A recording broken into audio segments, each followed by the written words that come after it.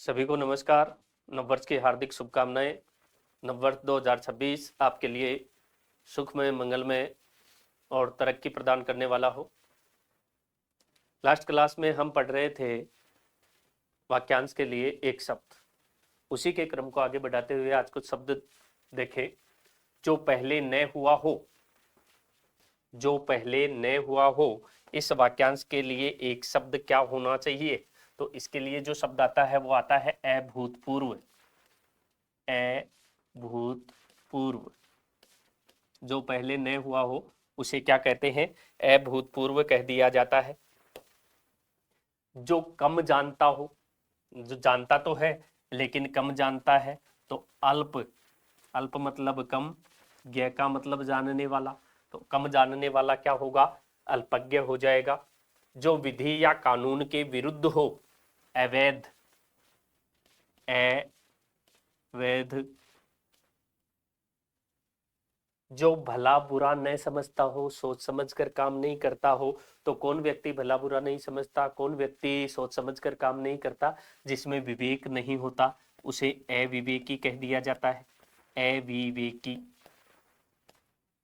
इसी प्रकार शब्द आ जाए जो व्यक्ति विदेश में रहता हो, तो जो व्यक्ति विदेश में रहने लग जाता है उसके लिए शब्द आता है अप्रवासी। क्या शब्द आ जाता है? अप्रवासी शब्द आ जाता है। आगे देखें। जो मृत्यु के समीप हो या जिसकी मृत्यु समीप हो उसे क्या कह दिया जाता है? आसन्न मृत्यु कह दिया जाता है। आसन्न का मतलब समीप, मृत्यु का मतलब मौत। जिसकी मृत्यु समीप होती है वो क्या कहलाता है? आसन्न मृत्यु कहलाता है। जो कार्य अवश्य होने वाला हो, अवश्य होने वाला हो, तो अवश्यंभावी क्या हो जाएगा? अवश्यंभावी माना जाएगा।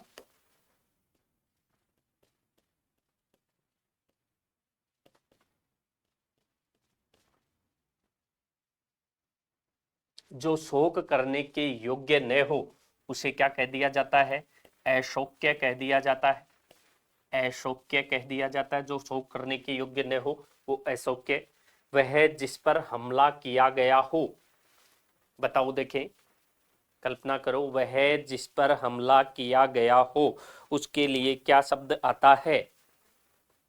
जो हमला करने वाला तो होता है आक्रांता, और जिस पर हमला किया जाता है वो होता है आक्रांत। पर्वत के नीचे तलहटी की समतल भूमि उपत्यका कहलाती है।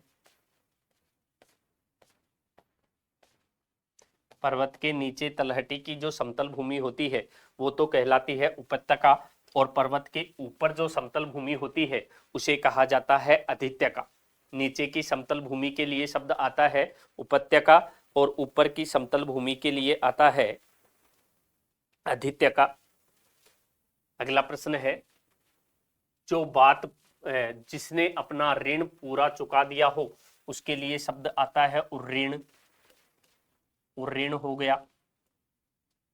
जो बात पूर्व काल से लोगों में कह सुनकर प्रचलित हो उसे क्या कहा जाता है? पहले से कह सुनकर प्रचलित होती है वो कहलाती है किंवदंती या जनश्रुति। किंवदंती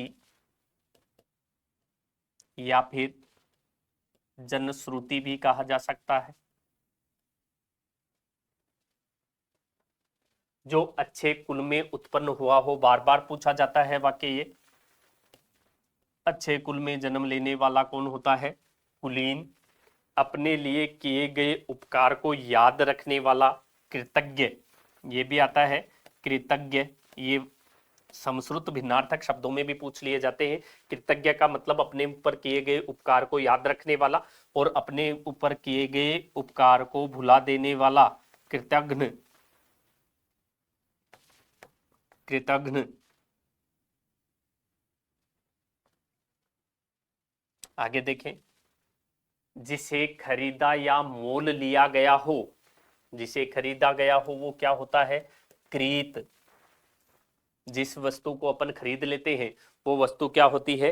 क्रीत मानी जाती है।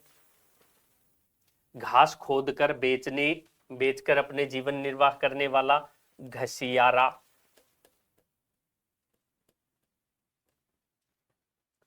जिसके सिर पर चंद्र की कला हो तो उसे कह दिया जाता है चंद्रचूड़।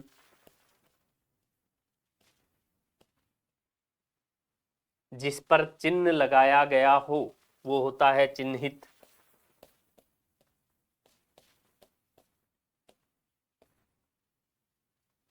जो दूसरों में केवल दोष खोजता हो तो दूसरों में केवल दोष खोजने वाला कौन माना जाता है? छिद्रान्वेषी माना जाता है।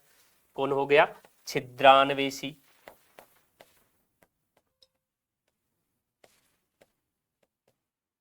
जिसमें केवल कमी क्या होती है? दूसरों के दोष ही खोजता रहता है। जानने की जो इच्छा होती है उसे क्या कहते हैं? कल भी आया था ये, जिज्ञासा।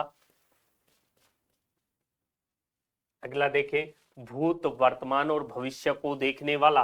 तो भूत वर्तमान और भविष्य कितने काल हो गए? त्रिकाल हो गए। त्रिकाल। अब देखने वाला है तो वो क्या हो जाएगा? दर्शी हो जाएगा। शब्द बन जाएगा त्रिकालदर्शी।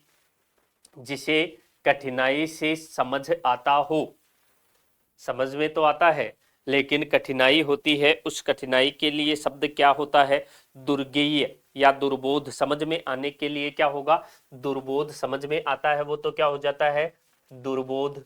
बोध का मतलब समझना और कठिनाई मतलब दूर। और जो कठिनाई से जाना जा सके उसके लिए शब्द आता है दुर्गेय। जानना मतलब गेय और दुर का मतलब कठिनता। अनुचित बात के लिए किया जाने वाला आग्रह जो कहलाता है वो क्या कहलाता है? दुराग्रह कहलाता है। अनुचित बात के लिए जो आग्रह हो जाता है उसे दुराग्रह कह देते हैं। जो बुरा आचरण करता है, कैसा आचरण करे? बुरा आचरण करने वाले के लिए क्या शब्द कहा जा सकता है? तो बुरा आचरण करने वाला कौन होता है? दुराचारी। बुरा आचरण करने वाला दुराचारी। वह मार्ग जिस पर चलने में कठिनाई पैदा होती है। तो चलने में कठिनाई होती है तो वो कैसा मार्ग हो गया? दुर्गम मार्ग हो गया। आगे की बात भी सोच लेने वाला। भविष्य की बातों को सोच समझ करके कार्य करने वाले के लिए जो शब्द आता है वो शब्द क्या होता है? दूरदर्शी होता है। दूरदर्शी लोग जो होते हैं वो आगे की बात को भी सोच लेते हैं तो शब्द आ जाएगा दूरदर्शी।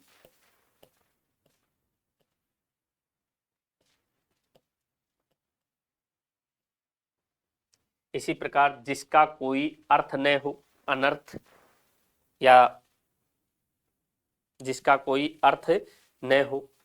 अनर्थ तो बुरा अर्थ या अर्थ से हीन हो गया। इसके लिए शुद्ध शब्द जो आएगा वो आ जाएगा निरर्थक। जिसका कोई अर्थ न हो वो निरर्थक। जो मांस न खाता हो, निरामिष। क्या हो जाएगा? निरामिष शब्द हो जाएगा। पिता से प्राप्त संपत्ति को क्या कहा जाता है? ऐसी संपत्ति जो पिता से अपने को प्राप्त होती है उसे पैतृक संपत्ति कहते हैं हम। पैतृक। संध्या व रात्रि के बीच का समय जो होता है वो प्रदोष का समय माना जाता है। अनेक भाषाओं को जानने वाला, जो बहुत सारी भाषाएं जानता है उसे क्या कह दिया जाता है? बहुभाषाविद। अनेक का मतलब बहु। भाषा विद। रात का भोजन, रात्रि में जो भोजन किया जाता है वो उसे क्या कहकर अपन बुलाते हैं? उसे देखो राजस्थानी भाषा में अगर अपन बोले तो राजस्थानी भाषा में तो इसे ब्याड़ू कहा जाता है। और अगर हम सीधे शब्दों में कहें तो रात्रि भोज भी कहा जा सकता है। रात्रि भोज या ब्याड़ू। कम खर्च करने वाला,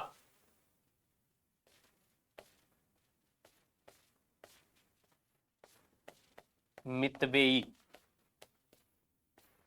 कम खर्च करने वाला जो होता है उसे मितव्ययी कहा जाता है। आगे आता है जो कम बोलता हो, मितभाषी। किसानों से भूमि कर लेने वाला सरकारी विभाग किसानों से जो भूमि कर लिया जाता है उस सरकारी विभाग को क्या नाम दिया गया है? वो सरकारी विभाग राजस्व विभाग माना जाता है, राजस्व विभाग।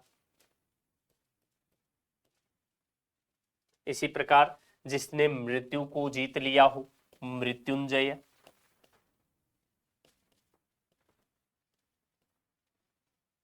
बहुत ही कठोर या बड़ा आघात, बहुत कठोर या बड़ा आघात जो होगा उसे कौन सा कहा जाएगा? क्या माना जाता है? कठोर या बड़ा आघात। वज्र के समान जो आघात होता है उसे ही क्या कह दिया जाता है? कठोराघात कह दिया जाता है।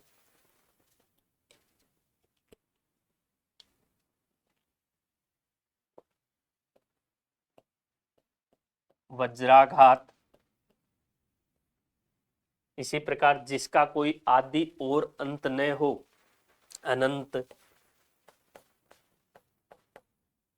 जिसका अंत न हो वो तो क्या कहलाता है? अनंत। और जिसका आदि न हो वो क्या कहलाता है? अनादि। लेकिन यहां अपने को क्या लिख दिया? जिसका आदि और अंत न हो वो क्या माना जाएगा? शाश्वत। अनंत न करके शाश्वत। इसके लिए चार विकल्प आ सकते हैं, अनादि, अनंत, शाश्वत या कोई नहीं। ऐसे चार विकल्प दे दिए जाए तो वहां उत्तर क्या माना जाएगा?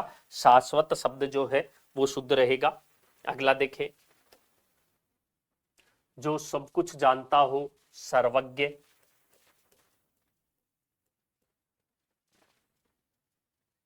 अन्न या भोजन बांटना, अन्न या भोजन बांटने को क्या कहा जाता है? सदावर्त कहा जाता है। अन्न या भोजन बांटने को क्या कह देंगे? सदावर्त। इसी प्रकार स्त्री के स्वभाव के जैसा जो होता है उसके लिए शब्द आता है स्त्रीण। जो स्वयं भोजन बनाकर खाता हो, स्वयं पाकी। स्वयं भोजन बनाता है उसे क्या कहते हैं? स्वयं पाकी कह दिया जाता है, स्वयं पाकी। जिसे अक्षर का ज्ञान न हो या लिखना पढ़ना नहीं जानता हो उसे क्या कहते हैं? निरक्षर कह दिया जाता है। क्या कह दिया जाता है? निरक्षर कह दिया जाता है। एक मिनट स्टॉप कर दे, चल चालू कर दे, कर दियो। आगे देखे, जो सत्य बोलता है उसके लिए शब्द आ जाता है सत्यवादी। जो असत्य न बोले उसके लिए क्या आता है? अमिथ्यावादी, अमिथ्यावादी।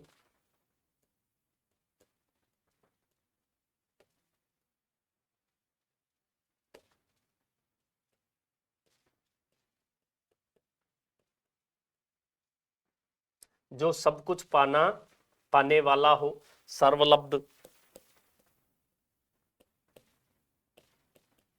सब कुछ प्राप्त करने वाला, सर्वलब्ध। जिसकी गिरवा सुंदर हो उसके लिए शब्द आ जाता है सुग्रीव। और जो सदा रहने वाला हो उसके लिए शब्द आता है शाश्वत। बाकी कुछ शब्द और हैं और प्रश्नोत्तर भी इनसे कैसे पूछे जाते हैं कैसे नहीं पूछे जाते उनसे संबंधित परिचर्चा करेंगे अपन अगले वीडियो में। तब तक के लिए नमस्ते, नमस्कार, जय हिंद।